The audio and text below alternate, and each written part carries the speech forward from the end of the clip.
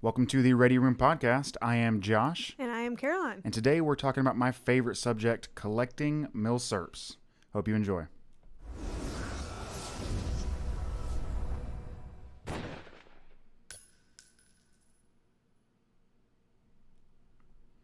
All right. So, collecting milsurps. Mm-hmm. I love this topic. I love this topic so much. Genuinely one of my favorites. But before we start, if you're watching on YouTube, we really appreciate you watching live. If you're watching after the live stream, still, thank you so much.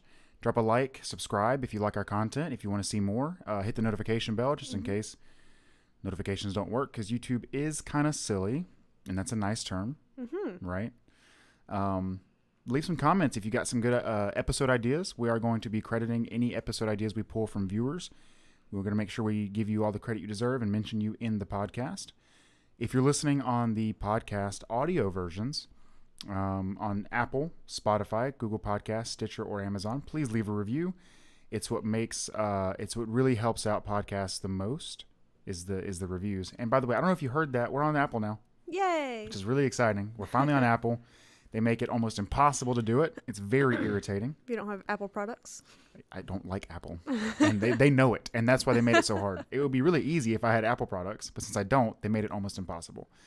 Find me on Instagram, or find TBR Gunworks on Instagram at TBR Gunworks, on Parler at TBR Gunworks, on Facebook at TBR Gunworks. Just everywhere at TBR Gunworks. And online on our website at tbrgunworks.com. Consistency. I love it. So, before we start, Caroline, what would you say, and I didn't give you any heads up to this beforehand, before anyone asks, what is your favorite rifle in the house to shoot? Probably the Mauser. She remembered the name. I'm so proud of her. Yeah, because it's fun. Why is it your favorite to shoot? Because it's big. And? Loud. Yeah, there it is. That's why her AR is loud.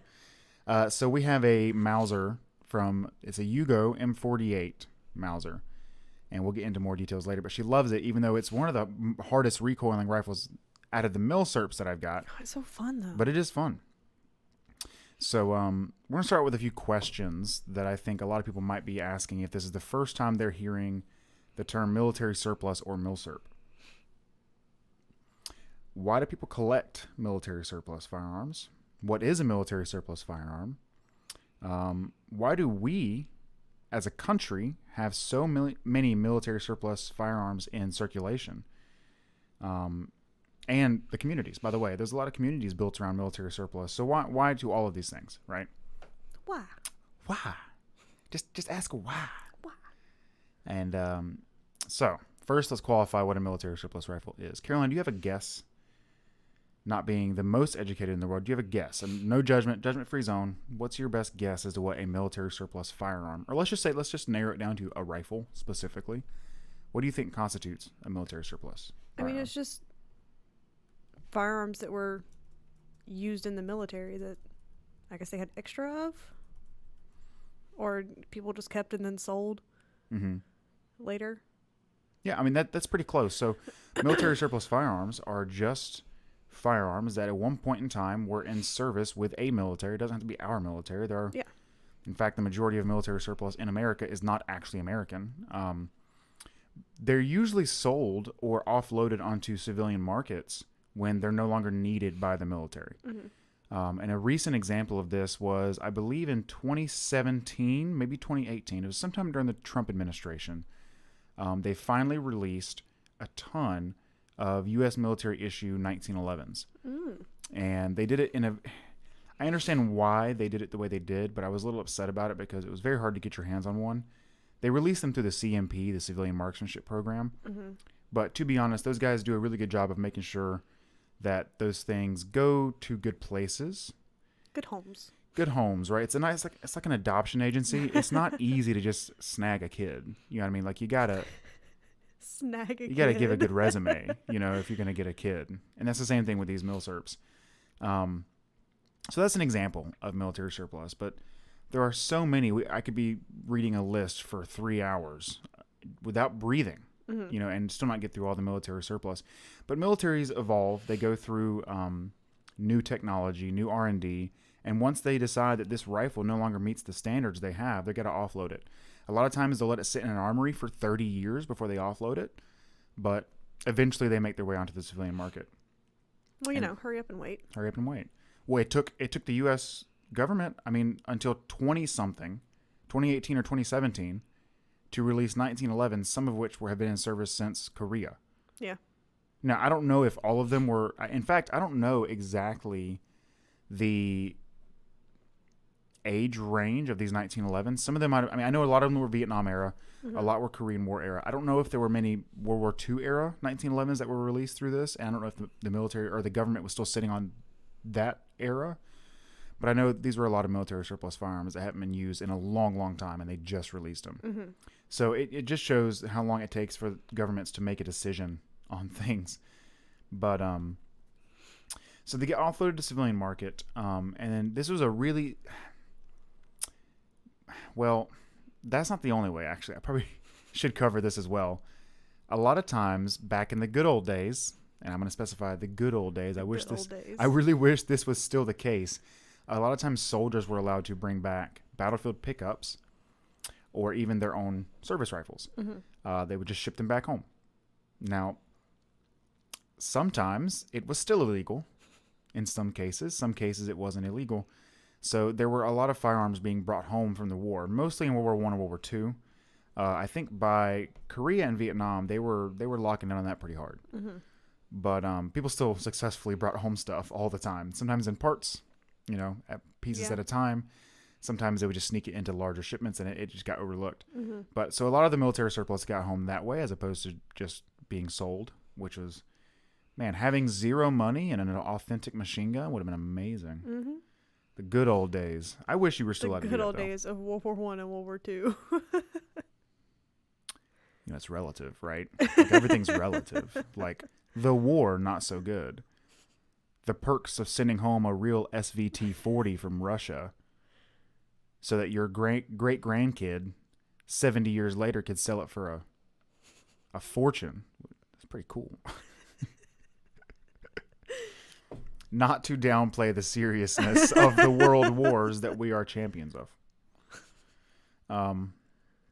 So, in the 50s, this is right after World War II, one of the most common things to do for the average American who hunted, owned firearms, and owned some of these military surplus rifles was to take some of these military surplus rifles, often German Mausers or British Lee Enfields. Mm-hmm.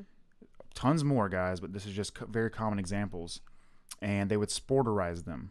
And I'm, air quoting, sporterize, which just means turning a rifle, often military style, which is a full-length barrel. You got wooden handguards on top and bottom, all the way down. And they would convert them into a classic American style rifle, classic American hunting style rifle, mm-hmm. which often included shortening the barrel, changing that full-length wooden stock with handguards down to no handguards on top and just a classic hunting stock. And there is an American standard for like an American classic stock. Yeah. You learn that in gunsmithing school. They're very specific factors. And that's just the bane of your existence. Sporterizing is literally the bane of my existence. And they would often drill and tap them for a scope too into the receiver. So this practice ruined thousands, if not hundreds of thousands of rifles over the years. Just their value is just worthless now. I mean, some rifles that could go over $2,000 or some very rarely over $3,000 are completely worthless to the collector because they have holes drilled and tapped in them and they're not matching their original stock anymore. Mm-hmm. Numbers matching goes a long way into that, and we'll get into that a little later. But I mean, they're just the future market and the future potential owners were really screwed over by this practice. But it did have you could call it a semi-positive effect because it reduced the amount of those rifles that are worth something, which means their value went up a little bit. But now they're more expensive. Exactly. But I mean, you can't blame these people back then because they didn't know that these very, very common and extremely cheap military surplus firearms would be worth anything in the future. In fact, they often saw them as disgusting because they were, they just went to war with the Germans. They're still pissed off about it, and they're like, I'm going to take these German guns. I'm going to take this piece of junk, yeah, and turn it into an American rifle. You know what I mean? So it was kind of like, I've got this thing, it's worth nothing, and it's freaking German, or it's British, whatever. It's not American, and the 50s were a very pro-America time. Mm-hmm. So I'm going to turn it into something that's a little more American. So I don't blame them, and I understand the fact that these things were worth basically nothing. Mm-hmm. You know what I mean? So but the people who still do it, the FUDs who still decide that they should take a 1903 and rechamber it for 308 and drop it in a Monte Carlo synthetic stock, you're a bad person. You're a bad person. I don't like you. I wish that you would do better things with your time and money. So, why do military surplus firearms increase in value over time? Caroline, take a guess. I mean, for one, supply and demand. Yes. And for two, they're older. Yes. So it makes them more collectible. Mm-hmm. Well, a lot of things, collectability gets very, very complicated. But you're right, supply and demand. Mm-hmm. So the demand, well, I'm getting out of order here. Mm-hmm. I like to just talk off the cuff, and I have my script in front of me, and I'll talk off the cuff for 20 minutes, and then look back at my script and go, oh yeah, I was going to say that later. Now I have to go backwards and say something else, There's a finite number of these firearms produced, right? So we can take any particular rifle that was used for, let's just say the U.S. military. They made a finite number. And so as people buy up those rifles and don't sell, or as people sporterize them and reduce the amount of viable, collectible rifles, the number in the supply drops, but the demand doesn't really drop. In fact, the demand slowly goes up as more and more people get into the firearm world, which we saw in 2019 and 2020. Record-setting sales in firearms, and some of these people will eventually get into military surplus. Especially, kids like you. Yes. Who are obsessed. Small children very into history. Like my nephew, who is, shout out to my nephew, who he knows who he is basically you. In love with all things firearms, and one day I know for a fact that kid will be an adult collecting military surplus. I know it. So the demand will only go up. The supply rarely ever goes up. And I'll get into some instances where the supply can increase in the future or here in a little bit. But so that's your supply and demand aspect. But there are actually a lot of people back in the day in the 60s through the 80s, so about 20-year span, who actually saw the writing on the wall. And they were like, okay, some of these things are eventually going to be worth some money. And they started collecting military surplus. Some only did it because they liked history and they just wanted like a historical collection, which I can really respect. I'm working on that myself. But some did do it for a monetary value. And either way, whichever side they were on, it paid off. Yeah. Like it has definitely paid off, especially since the 60s through the 80s.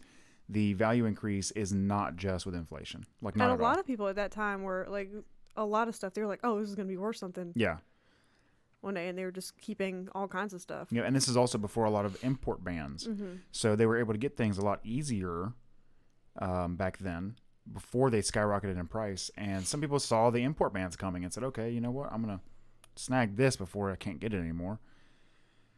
But a lot of these rifles or firearms in general have completely skyrocketed in value.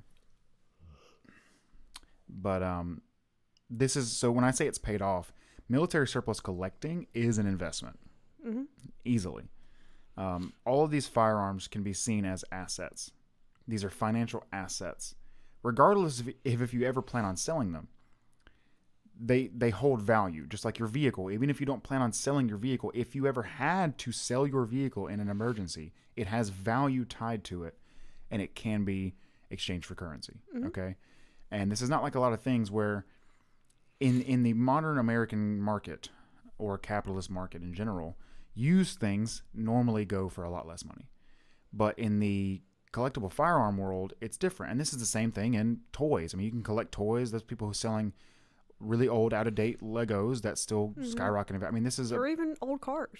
It's applicable to all different kinds of things, but it's all dependent on the market, right? I mean, you're not going to have a good I might be wrong here. I'm just going to take a car out of the air, an old Pinto. If you got an old beat up Pinto, you're probably not going to get a lot of money for it. But if you had a 1965 Mustang, all original matching in perfect condition, you're going to make bank. So this is, it's more of an asset than other things, and it's less of an asset than other things, but it's still a financial asset. And unless a miracle happens, like finding a massive, previously unknown warehouse full of thousands of a specific firearm or military surplus firearm, your asset doesn't really decrease in value. So a lot of cars depreciate over time. Actually, most cars depreciate over time. Milsurps don't really depreciate over time. They, in fact, slowly increase over time as that supply dwindles. Demand either stays the same or goes up. That's one of the few instances where I could see one given specific firearm decreasing in value. I can't think of the last time they found such a massive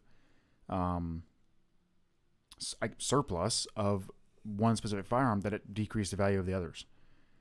I rarely see that happen. And in fact, a lot of people control that by, if they do get a large amount of X firearm to distribute, they'll distribute it slowly so it doesn't flood the market and decrease the value. Right. That can be seen as kind of dirty, but I mean, I don't ever see any milsurp decreasing in value. It hasn't happened in the past 20 years, as far as I know. We're going to see it in the next couple of years. Actually, we're going to see a very specific market reaction take a toll. But we'll get to that when we get to it. So, actually, no, let's go ahead and say it. In 2020 and 2021, the firearms market blew up because of panic. We had many new firearm owners for the very first time owners, which is fantastic. People panicked with the election, as they do every election. Every election, the firearm market explodes. The ammo gets hard to get. It gets more expensive. It's just what happens every single time. But it's actually stayed a lot worse than, I would say, 2012 or 2008 or 2016. It's staying pretty rough, and it's mostly because of COVID. Yeah. Sorry, mostly because of our country's reaction to COVID. Let's put it that way. So, a lot of firearms have exponentially exploded in value, and it will not hold. That value will not hold, guys. I do not recommend starting your milsurp collection in 2021, because you're going to invest more money into a firearm than it will be able to hold for the foreseeable future, in my opinion. This is not, I cannot give financial advice. I am not a, what do you call it? What do they call? Financial advisor? I am not that. Nor am I extremely literate or intelligent. But you know guns good. I know guns good. For example, Mosin Nagants are selling right now. I looked it up last night, and today's the 21st of February, 2021. I actually saw 9130 Mosins, the most common version of the Mosin Nagant, selling, not just being listed, actually selling for $500. Guys, I can tell you right now, if this panic and the market goes back to normal anytime soon, that Mosin will not hold that value. So this is a very rare instance of prices being hyperinflated and not being able to hold their value. But try to take that out of your mind for the rest of this podcast, because I listed prices here in the next segment of firearms up to 2019 before the panic. So reasonable prices to watch versus this hyperinflated market, that we're sitting in. Yeah. But like I said, that's why I didn't include 2020 and 2021 prices in this next section, where I'm showing just a couple examples of firearms increasing in value over time. Yeah. Which, by the way, is extremely hard to research. It's just awful. It's not like cars where you can just type in, how much did a Ford Pinto sell for in the year 2000? You can't search that for firearms. It's hard because like a lot of stuff you're getting at pawn shops or online or. I mean, like you can sales. literally find the price of any used car from almost any given year. Yeah. And I don't mean like how much did this car sell new in this. No, you can find used values, the average, but you can't do that for guns. Mm-mm. You can't. And there's actually a specific reason why. We need a Kelly Blue Book for guns. They do. They do. We're going to get to them. It's the... like for used ones as well. They do. They do? I'm dead serious, yes. Oh, well, JK. There's a gun digest, gun value book, and there's another thing called I think it might be by the same company, but it's literally a blue book called the Blue Book for firearms. And JK. we're going to get to them. here in a little bit. I'm not going to bash them too hard, but they're basically liars. Okay. Not going to be too rough, but they yes. suck. But anyways, getting back to the topic at hand, some people use military surplus rifles as their sole source of financial investments. And guess what I am? I'm that person. I have almost no other real, like, besides vehicles, right? Yeah. I don't have stocks. I don't have this big wad of cash hidden underneath my mattress, although I kind of wish I did. It'd be nice. I would just spend it on more guns. That's my issue. I just put all my cash into more milsurps. So it's just a vicious cycle. That is your cash of stash. Cash of stash. Lord have mercy. Is there some your hash stash of cash under your mattress. And hash. You know how awful that would be to sleep on with like 6 milsurp rifles just sitting underneath the mattress? I don't actually plan on selling these ever. But if it was a life or death situation where I really needed the money, we're going to lose the house or something, I would sell. Yeah. Like, I don't want to say that out loud, but I mean, I would have to, guys. So it's a financial investment, but it can be a little complicated. But I'm going to start off real quick in this next segment with some examples of milsurps going up in price over time. Some of these are from 2010 and 2019. Some are a wider spread, but I'll annotate which ones exactly. So a pattern 1914 or a 1907 Enfield, which is a World War I era bolt-action rifle used by the U.S. military and, to an extent, the British military as well. It actually was used more than the 1903. A lot of people think the 1903 was although it was considered the standard issue rifle for the U.S. military in World War I, the 1917 was made in much higher production, and we put them in the field more often. So in 2010, from the best I could do research-wise, because I didn't buy one in 2010, I can't tell you what I paid for one. For average quality, nothing too crazy with year, manufacturer, or condition, just average quality, I would say between a fine example and a good example. You were looking at between $400 and $750, right? And $750 is actually really high, guys. We're going to say that's probably more of a very good example. Good. Well, that's kind of what they do. They say what? Bad, fair, fine, or bad, fair, good, very good, and excellent, or whatever. Yeah. There's also percentage scales people like to use. It depends on who you're quoting. But in 2019, I saw them go up to, once again, a range, because I don't want to be dead wrong about this, because it's very hard to research overtime prices, guys. It's very, very difficult. But I have seen them go for this in this range in 2019, so I know this is relatively close. Between $500 and $850. So around $100 to $150 increase, give or take. Once again, based on the year, the manufacturer, and then the condition, all that fun stuff. But I've seen some push the $1,000 mark. Now, once again, those are models with some really nice things that go with them that made them more collectible. Yeah. But that's an increase over only 9 years. Now, if you were to look at that over a 40-year span, it'd be a much higher increase over time. But it's almost impossible to find the information on what those things were going for pre-2010. So, 1903 Springfields, same thing. Around 2010, between $500 and $800. And I actually remember that, going to gun shows and seeing these things. Really nice, like nicer ones were going for the $800 mark. Some really beat to crap ones were going for like $400, but no one was buying those because they were beat to crap, cracked stocks, all that fun stuff. I mean, just replacing that stock's gonna, if you want it nice. Oh, man, I just recently looked into that too. Yeah. Because another conversation. I almost just kind of restored, not really restored, but I had a 1903 receiver, and I was like, I'll just buy a bunch of parts and put it in original, not original condition, but original, like, what do you call it? Original makeup, with the original stock, original barrel, all that fun stuff. It wouldn't be numbers matching, but it would be cool to look at. It wasn't going to be in any insane value. I got the receiver for very cheap. I didn't do it because it was over $1,000 to do that. But in 2019, I saw 1903s. These are not 1903 A3s. These are just 1903s going between $800 to $1,100. What's the difference between a 1903 and a 1903 A3? We don't have time for this. Is that a whole other conversation? We don't have time for this. We don't have time for, because if I start doing that, I'm going to get into the difference between a 1914 and a 1917. I'm going to get into the difference between all the different models of Mosin Nagants, all the different SKSs, all that fun stuff. Fair enough.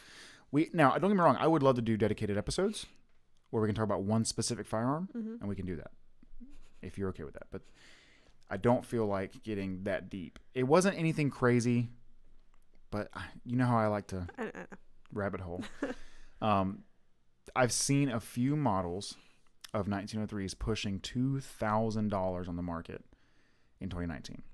That's a lot. Guys, if you brought one of those home from the war for free, or even if you were able to pay for one somehow, because there's actually some instances of that happening, and you pass it down, and this kid inherits this gun and does the really wrong thing and sells it instead of keeping it in the family. Yeah. I mean, that's a huge profit. Yeah. Mosin Nagants, this is going to piss some people off, okay? Some people are going to think this is stupid. I understand your feelings. In 2000, I'm going back to the year 2000, not 2010. Mm-hmm. You could get Mosins for between $80 and $100. They were everywhere, guys. You go into gun stores and they would literally have wooden crates with stacks of Mosin Nagants in them, like $80. Yours, and here's some ammo. Oh, this one comes with a bayonet. You can have that too. Like, just. We'll pay you to take it. They made so many. The estimations right now are between 30 and 40 million 9130 Mosin Nagants ever produced. Now, the closest estimate I could find that seems to be pretty accurate is around 37 million specifically. Mm-hmm. That's a ton of firearms, guys. But here's the thing. Supply goes down over time. Doesn't matter how many they made. It's a finite. It's not infinite. Mm-hmm. It's finite. Supply does go down. People do dumb stuff like blow them up, chop them up. And inflation happens. In 2019, they were selling, once again, I understand that you may think this is stupid because you might say, well, I bought my Mosin, I got my garbage rod for $80. I would never give more than that. Well, people were giving between $200 and $300 in 2019. And now I told you they're going for over $500 on this crazy 2021 market. Caroline, as little or as much as you know right now, mm-hmm. would you ever pay $500 for a Mosin? No. Yes. She looked at me in confusion, but she gave the right answer. I don't know why there are people right now paying $500 for a Mosin. It's not like it's earned this value over time. This is a hyperinflated market. It could just be because the ammo to shoot them is really affordable right now compared to other ammo types. I can understand that, where you're like, look, I just want to buy something I can shoot. I can't shoot my AR right now. It's crazy expensive. I can't shoot my 9mm right now. It's crazy expensive. Or the 300 Blackout that I just happened to build a month before the pandemic hit, and now 300 Blackout is over $2 a round. I understand that, but still, guys, hold off. Just hold off. You could buy a finished Mosin for around $500 right now, and I would respect that, but still. SKSs are another example of firearms that people think are garbage. But they climb in value. Besides the Chinese SKSs, which I recently learned are still being produced, so that's not a finite number yet. The Russian SKSs, for example, in 2019, they were going for between $600 and $800. And I remember in the early 2000s, they were between $200 and $300. And in the 80s, they were like $50. Yeah. Now, I wasn't alive in the 80s, but I know that people who were, and they were saying, yeah, I used to buy Russian SKSs for $50 all the time. Where's yours from? You have one, right? I don't have an SKS, no. Oh. No, I really wish I bought a Russian one. Something else then. Really wish I had bought a Russian SKS back in the day. What am I thinking of? I don't know. Okay. I don't know where your brain goes. I don't either. You thinking of a gun? Yes. In the house right now? Yes. Semi-automatic? No. SKSs are semi-automatic. I'm thinking of something else then. I don't know. I don't know. Mosin? No. Maybe I'm just dumb. Who knows? It's a possibility. I'd like to think it's not that one, though. It probably is. The last one on this list I'm going to talk about, because we could go on and on about this, guys. 1911s from World War II. So World War II era 1911s, very highly sought after now. Often the topic of scams, people will piece together pieces, and people won't do their research to make sure it's at least not only numbers matching, but if it's not numbers matching, are all the parts at least from the right era. And a lot of times they're not, and they get, they pay $2,000 for a handgun that's worth $500. But in 1950s, so right after World War II, a 1911 was selling for $50. But if you account for inflation in the 50s, that was about $500 of modern, currency equivalent. It's about $500 worth. Now there are tons of 1911s that break the $2,000 mark. Most of the time they're around $1,000. Most of the time a really beat up World War II era authentic 1911 is going for around the $1,000 mark. I'd say plus or minus 20%, right? Once again, depends on manufacturer, numbers, condition, all that fun stuff. But $2,000 on it, I constantly see them go for $2,000. Yeah. If they're in good condition, numbers matching, all that fun stuff. I actually held in my hand one for an appraisal back in the day, and after I got done really researching it and every single proof mark on it and every single manufacturer mark, everything I could find on it, I pieced it all together, and the gun I was holding in my hand was worth over $3,000. Yeah. And the guy asked us to appraise it, and I actually didn't want to tell him how much it was worth yet. I wanted to offer to buy it first. And I wasn't trying to take advantage of this guy. I just didn't want him to because he was considering selling it when he walked in there. Yeah. I was like, all right, man, are you still considering selling this? So I didn't lowball him yet. I hadn't even lowballed him yet. I was considering it, but I didn't want to scam the guy. Like, I was going to give him. I'll give you $50. I was probably going to offer, like, if I had to make an offer, I would offer over $2,000. So not that crazy of a lowball. But when he walked in the door, I was like, are you still willing to sell this? He was like, no, not at all. I was like, oh, well, it's worth $3,000. Here you go. It was crazy, man. It was a very rare. It was because you asked before you told him how much it was worth. I know. That's what it was. He was like, oh, no, this guy's trying to lowball me. No, I'm not trying to sell it. I know. Thanks. Well, I had a couple people said if you can't afford it, I'm going to buy it from him. So like they were willing to pay the $3,000. Yeah. So I was just kind of like, all right, you still want to sell? He's like, no, I changed my mind. I'm like, okay, well, $3,000. Once again, this is to the right buyer, guys. You're not just going to sell this to some dude off the street who wants a gun. You know what I mean? This is like someone who knows what they're looking for. A good home. Knows what they want. Yeah. And you're not going to scam them. Like, you're not going to scam a really experienced milsurp collector. Yeah. They know what to look for. And that actually transitions us right into the next section, which is... Good segue. It's a segue. I'm getting better at that. I still are. suck at it, but like it's like 10% better. Because I called it out, so therefore it drops another 50%. Yeah. How to buy military surplus rifles. Caroline, what do you say? What would you say if I asked you to go buy me a milsurp? No. Why? Because I don't know anything. So you don't know what I want No. on the list. You don't know... I don't know what to look for. Exactly, right? I would 100% get taken advantage of. Yes. Yes. And then come home with the wrong thing. And then I would go marching right back to that gun shop and be like, I'm going to hurt you if you don't take this piece of junk back. So buying milsurps can be confusing and financially dangerous if you don't know what you're looking for. And this is another reason I don't recommend starting it in 2021, but this is something to think about as the market calms down, which I'm actually starting to see a little bit this week. That's good. And last week. I'm seeing ammo prices come down a little bit. I mean, nothing crazy, a couple percentage points, but it's on a downward trend. Yeah, knock on sheetrock. I knocked on the wood. Oh, good. Okay. It's coming down a little bit, so I'm hoping the market calms down. We'll see where HR 127 goes. But as far as I can tell, it doesn't have much support, which is really, really surprising with the way the government is in February 2021. It looks like the anti-gun bill HR 127 won't actually go anywhere, so hopefully the panic doesn't start back up again. But there are a lot of FUDs, as we've mentioned many times, that are trying to scam you out of your hard-earned money because they think their piece of junk, sporterized milsurp, is worth more than your house. Right. Because they're morons. And this is not just me... We just found a meme about that. ...pooping on old people. Pooping. This is me saying that these old people have literally no desire or intent to educate themselves because they think they know everything, right? And that's it. And they think you're stupid because you're not willing to offer them $5,000 for their sporterized and dangerous 1903 under the $500,000 or 500,000 serial number mark. Anyways, I stumbled through that part. You did. So I'm going to give you guys a couple things that can really help you when you decide to start working on collecting milsurps. And this is stuff I do still, but it's something that will really help you out.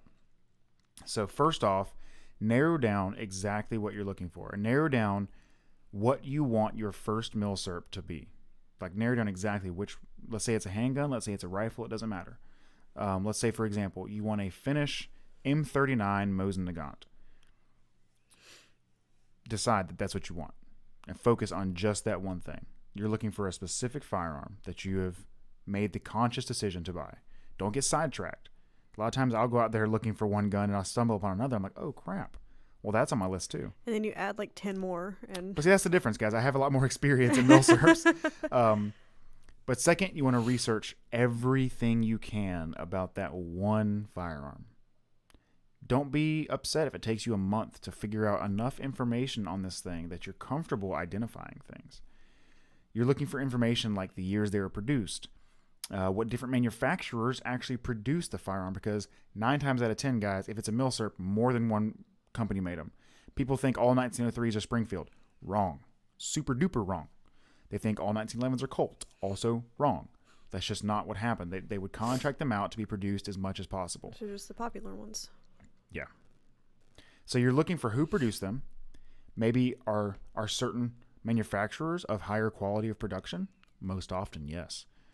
So you're narrowing down certain things, like which ones are more valuable, which ones are easier to find. You're looking for all these different aspects that factor into this. Are there any years that had dangerous imperfections, like the aforementioned 1903 Springfields under the number 500,000 serial number range? Underneath there, they had heat treating issues. That's also a fun conversation for a different time. It came down to just the technology they were using for their heat treating. They had issues, and they corrected it after the 500,000 serial number range. So that's something to know. I mean, if you were to buy one of those things and you got a hot 30.6 load, it's most likely going to blow up. I mean, it may not be as dangerous as most people think it is, but it can still be very dangerous. So these are things you want to know. Different submodels that were made of a firearm, because there's different types of submodels, guys. There's different modifications they would make over time. It's like cars. Just like cars. What makes those submodels different? Which submodels are worth more or less? You know, what makes them? What are some identifiable features that would help you actually figure out which version of the rifle this is? And that's something to really pick up on. One of the examples of that would be with Fields. There are a massive number of models and sub-models that are actually very hard to differentiate, let's say, between the two. And sometimes you get taken advantage of paying for model X when it was actually a different model, and you misinterpreted it. Research, once you figure out, once again, model, submodel, whatever you want, once you've narrowed down exactly what you're looking for, or at least researched enough that if you could get any of, let's say, 3 manufacturers, and you want these 3, any of these 3, and you've researched enough to tell the difference, then move on to what they're worth. Look at the market, read it over time. Over time is very hard to do, but you can research on Gunbroker sold versus selling. You can actually see what things have actually sold for. That's true. Not just I haven't been on Gunbroker in a long time. I know, but you go on there, like let's say eBay. Yeah. You go on eBay and they're selling this Charizard Pokemon card for $2,000, guys. It doesn't mean it's worth $2,000. It could sit there and never sell. Never sell. It could sit there and never sell. Yeah. So you're looking for sold. What are people actually willing to pay for this thing? And a lot of times on eBay, they've got something in the foreground, and they're like, "Oh, I'm selling this." Yeah. And then there's a gun in the background for some odd reason. Crazy. I don't know, it's just a coincidence. Yeah, no, for sure. So like what are they actually selling for? Because guys, the value is only what people are willing to pay for it. Mm-hmm. A magazine might tell you your gun is worth $3,000, but if no one on the face of the planet will buy it for $3,000, it's not worth $3,000. I mean, that's just what it is. So you're researching the market, figure out the values you're looking at. One of the things that increase value is a usage lineage, which it's just something I call it for when you can track where it's been, if it served, where it served. Sometimes you'll see families that will stuff tags under butt plates, inside the wood underneath the barrel, and it has the family name and that they bought it and then they sold it, and that's something you can start tracking things down to. Sometimes, in very rare instances, you can even track a rifle down to what unit it served in, and sometimes they get passed down in a documented fashion. Can you track any of yours? I haven't really tried that hard. I didn't pay enough to care on most of them about that. Yeah. If I were to have to sell them, I might try. But the usage lineage is very tough. It's very rare. But in the instances where it actually applies, it often increases the value substantially. And then make yourself understand that you're not going to go over budget and you're not going to be taken advantage of or get goaded into buying something outside of your budget just because you want it. right? Next up, once you find one, let's say you're at a gun shop and you find one, do not, guys, please do not be afraid to inspect it thoroughly. You're at a gun shop buying something considered to be a financial asset. You're allowed to be thorough. This is something that's old as crap, guys. These guns are often over 100 years old or close to it. They've been shot like crazy in that time. They've been beat up. They've been exposed to the elements. You're allowed to look at them. Check them out. See if they're functioning. Check out the bore, right? See how much wear and tear is in the bore. If it looks like a mirror inside of there with no lands or grooves, it doesn't shoot anymore. It's not a shooter. Put it back. Put it back, right? Now, sometimes you don't care if you buy a shooter. You want something to look pretty. That's fine too. Just understand what you're looking at. What you're looking for. Talk the price down at that point. Yeah, you're looking at like the quality of the finish on the metal or the quality of the finish on the wood. If there's wood on it. Make sure it's fully functional. If you want a shooter, make sure it's safe. Look for cracks. Look for wear and tear in the barrel. Often, guys, by the way, when you're looking for wear in the bore, you're going to see the most wear at the muzzle and the chamber side. They call it throat erosion and muzzle. So you're looking at those two, basically both ends of the barrel. Yeah. The center will have the least amount of wear. The ends will have the most. I mean, that's where explosions happen. It's not an explosion. It's a rapid expansion of gas. So you're seeing this wear pattern. Look for that, right? Looking for cracks is really important in the receiver to make sure it's safe to fire if you want a shooter. And if the gun shop does not allow you to fully inspect a milsurp, you should leave. Just leave. Because if that gun shop won't allow you to inspect a milsurp, a really, really old firearm, There's something wrong with it. They're not trustworthy. Yeah, you don't trust them. They don't deserve your business, okay? Excuse me. I burped. I leaned away from the mic to burp and then come back and say I burped.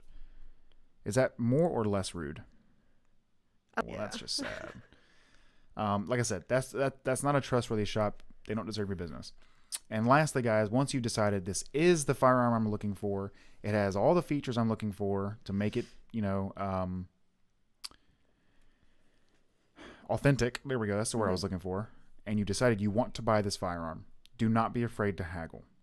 A lot of people in modern times are by haggling. But worst case, you just get on their nerves a little bit. Yeah, worst case, they say no. Right? Yeah. But it's a used firearm and has likely been marked up with a big enough profit margin to make room for haggling. Just like a used car dealership, they work in a profit margin where if they get someone who doesn't haggle, they get extra money. If they get someone who does haggle, they have some room to come down. Yeah. Right? This is now not all firearm shops do this. I know of one in particular that keeps military surpluses in there all the time, and they do not haggle. They do not drop prices. But I know most others, they do. They give themselves a big enough profit margin to allow room for haggling. It's like a lot of times you get them from like pawn shops. Oh, sometimes, yeah. Sometimes. And pawn shops. You never know what you're going to find in a pawn shop, guys, but you got to be careful in pawn shops. And those are the places. Pawn shops are the number one place I recommend doing a heavy inspection of the firearm. Heavy Because a lot of times they don't know what they have. Yep. It happens a lot, guys. It's just somebody sells it and they just put it on the rack. Yeah, so let's say you try haggling and they say no, but they're 5% over your budget. Leave. If you set the budget at that number, you set it there for a reason. If it's because you can't afford it, then you can't afford haggle with yourself. You can't afford the extra 5%. I'm guilty of this, guys, where I'm like, it's exactly what I'm looking for. I can pay another 5%. But then it's like almost every time I do that, a month later I see another example of what I was looking for that I bought for less money. So don't be afraid to walk away. Sometimes you'll notice if you start to walk away, like legitimately you're just going to leave, they'll change their mind. They'll come down a little bit, especially if it's been sitting there for a while. And this is something you can try out. If you leave, come back in a month. See if the firearm's still there. And if it hasn't sold yet, they're probably going to be a little more willing to haggle.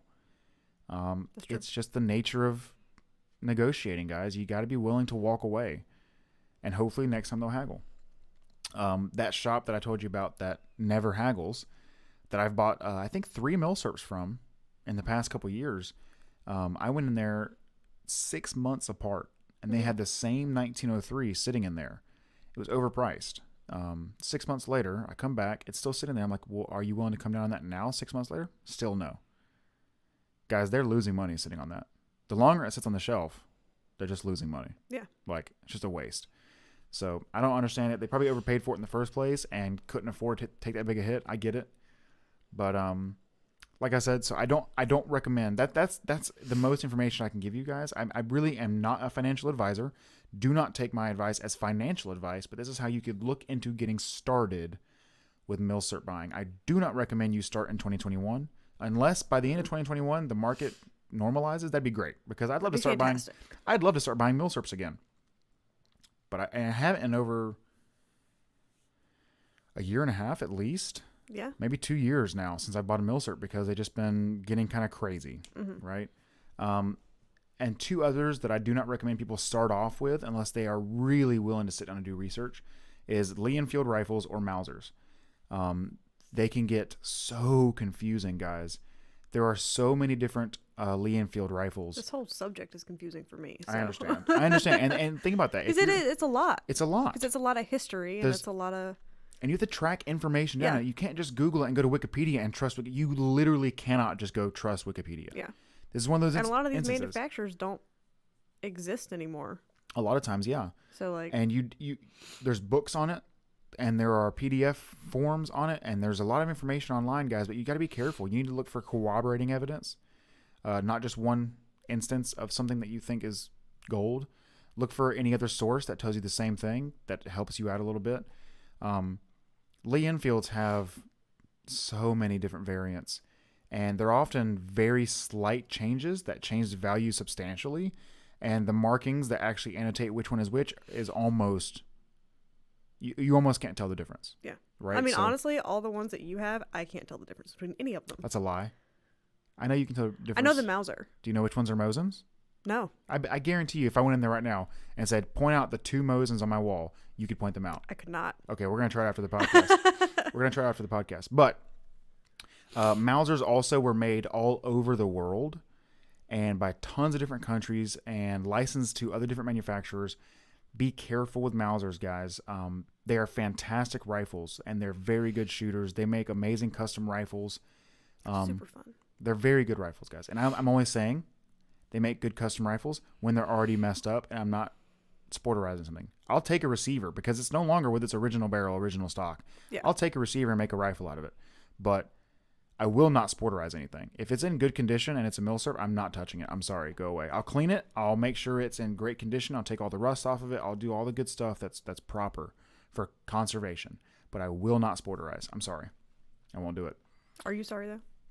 No. No, I'm not. Like I said, those two can get really, really confusing and very difficult to find what you were looking for and for a good price. Yeah. That's tough with those two. But I think that's all I've got. I wouldn't get any at gun shows. Gun shows are getting rough now. They're no longer the place to go get good deals. They're places to go overpay. Yeah. Because you got to pay to get in, and then they mark everything up for some reason. As opposed to marking it down like they used to back in the last gun show I went to, where I was actually seeing good deals by the tables, not just like you can still go to gun shows, guys, and walk around and meet people and find someone that's trying to offload something at a reasonable price. That's still possible. But the actual FFLs that go and set up booths and tables at gun shows, they're no longer offering deals. They're just trying to sell the same crap they're selling at their shop for the exact same price. But the difference is people will sell or will buy it there because they think since it's at the gun show, and I think it's easier for them to talk people up. Because I remember the one that we went to. Yeah. It was just my favorite interaction with you and somebody selling guns. Was the best thing. But I mean, people go to gun shows and they'll pay MSRP for something that they would not pay MSRP for in a shop. But it's because there's this atmosphere of them thinking they're getting deals. The last one I went to just because everything's like loosely laid out on a table and it and looks cheaper. And they're in a rush too, that they want to get the good deals before everyone else does. Yeah. And the good deals don't exist. Right. So they go there feeling like they have to buy something before somebody else does, and they walk out of there paying more than they should have. You can get some cool cheap knives though, like gas station knives. Yeah. The last gun show I went to that was actually good was probably back in 2013, if not before that. Yeah. No, actually, no. That's not true. Man, it's probably 2010. Yeah, it's probably 2010. So that's they've been crap since then. Yeah. At least the ones in South Carolina. I hope if you in your state, they're better. That'd be great if they were. You have anything to add, Miss Caroline? No. So she is getting very close to her due date, and I do have some people as backup for a co-host. I'm going to need to find a new permanent co-host for a while. I don't expect her to do this podcast with a screaming baby. You just do one of the dogs. It'll be fine. I don't think Max would sit in one of those chairs. Evie would. I could put Max's chair down here and just have him lay down. That'd be great. I might do that for one episode. Just have the dog chilling. But we're working on that, guys. So hopefully I can find a permanent replacement for, a semi-permanent, like the same person every week for a long term. If not, then we'll just try to keep having as many guests as possible. Good news is we're getting Mark Novak as our first major guest on the podcast. Yes. That's amazing. Can't wait to have him. It's going to be in person, too, not even a Zoom call. Mm-hmm. Mark Novak, the gunsmith, will be on the Ready Room podcast in the near future. I will let you guys know when, as soon as I know when.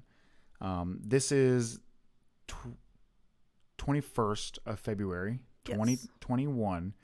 And after today, on this Wednesday, there will be another bonus episode, joint podcast done with Bridges to Barbells Radio, which is my sister. It's going to be a really, really good podcast. I hope you guys check it out when it comes out. It will be released on YouTube and on the podcast websites. So I think we've covered everything we needed to cover. And that means if you're, once again, watching on YouTube. Do you want to plug her a little bit more? Oh, yeah. I should plug her a little more. Well, they're going to see her, but you're right. Bridges to Barbells Radio is her podcast. She is a fitness instructor, a health coach. She does all these. She's a nutritionist now, too, right? She's a nutritionist. She got her certification. She is a personal trainer now, I believe, as well, certified for that. She is on Instagram at Bridges to Barbells, and the number two. It's the number 2. Bridges number 2 Barbells. She has her podcast, and on Facebook, I think she's also Bridges to Barbells. Yeah, it's Bridges to Barbells everything. But she's so smart when it comes to fitness. If you're looking for information on how to be healthy and lose some weight, or even just get in slightly better shape, she is the number one person I know in person to go to. She is a beast. Yeah, her podcast is awesome too. Her podcast is fantastic. She's a faith, fitness, and empowerment focused podcast. And the episode we did together is going to be fantastic. I really hope you like it. It'll be out on Wednesday, which is going to be the 24th of February? Yeah, 24th of February, 2021. If you're listening late, it already happened. You can just go find it. But thank you so much for listening and or watching. Yes. TBR. The Ready Room Podcast by TBR Gunworks. Almost. Find us on Facebook, Instagram, Parler, at TBR Gunworks for all three. And then my website. Just Google TBR Gunworks. TBRgunworks.com. Please like and subscribe if you're on YouTube. If you're listening to the podcast websites, guys, please leave us a review. It would greatly help us out. We could use all the help we can get at this moment. We're really pushing to make this podcast a bigger thing. We want to upgrade the facility for it, and we want to make sure we can have more guests to come in. Just in case someone sees this, I'm shooting for you next, Mr. Guns and Gear. After Mark Novak, I'm coming for you. I feel like you're the right guy to get on this podcast next. I hope you see this. Hope someone sends it to you. It'd be great. We talked before. We did it before. We talked about gunsmithing. You can just send it to him. So yeah, I can just send myself. Make a new account. I'll make an alternate account and say, "Oh, this is crazy." So I'm just talking about you. What are the odds? Thank you guys so much for listening. Until next time, every gun law is an infringement.